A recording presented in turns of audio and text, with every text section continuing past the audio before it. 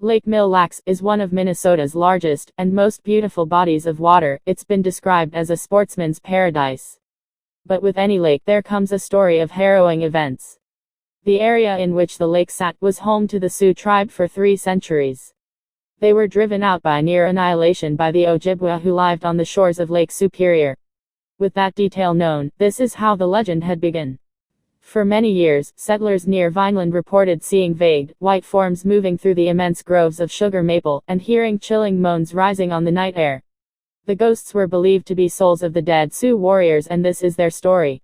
As the 17th century was coming to a close, 2 tribes had gone to war with each other, over old antagonisms that were settled and set aside.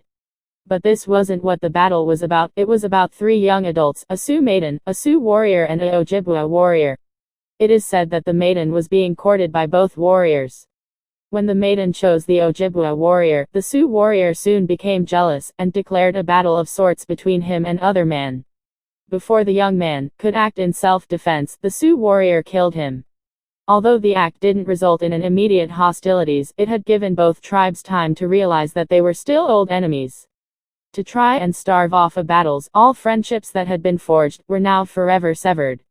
The battle was soon set, as an elderly Ojibwa father, who had 4 strong sons, lived at Fond du Lac, an important Ojibwa village at the head of Lake Superior, in what is now called J. Cook State Park. The man was not a chief, but he was a highly respected hunter among his people. His sons were aggressively sought after, because being as handsome and strong as they were, other families wanted good-looking grandchildren.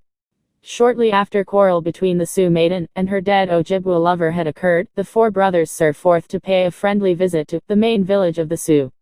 The brothers easily made the trip in 2 days, but with tensions at an all-time high. The brothers' intentions were suspected and their words were misunderstood. The elder brother was treacherously murdered. The 3 surviving brothers escaped back to their father. The old man cried in disbelief as he was told their story of how his beloved son was murdered. He replied, "They have taken my son's life through mistakes." Again, the 3 brothers, with their father's permission, went back to the village, where 2 more brothers were killed on the shore of Mille Lacs. The father's face blackened with mourning as the one son had come. The last son asked his father's permission to go visit his brothers' graves. As he was leaving, his father said, "Go, my son, for probably they have struck your brothers by mistake." And with that, his son set out. A month had since passed. The father soon realized that his last child had been murdered by the Sioux. There was no mistake. Through his weeping, he declared revenge. Through his hunts, he was able to obtain ammunition and other materials for the war party.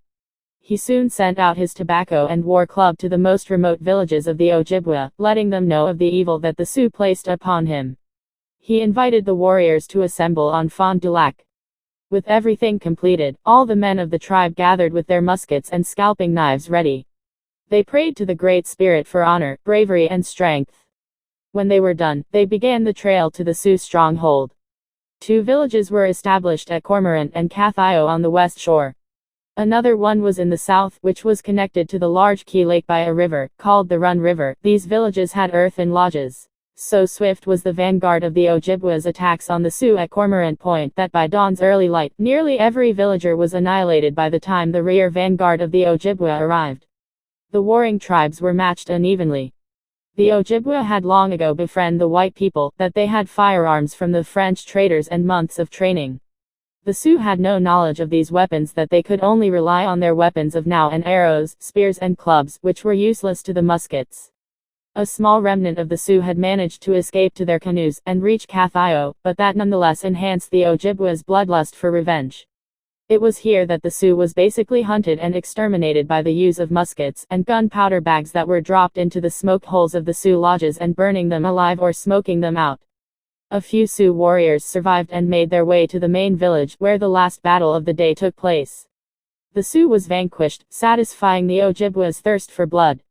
The father of the 4 murdered sons was satisfied with his revenge. The Sioux tribe were swept away from their favorite dwelling place forever.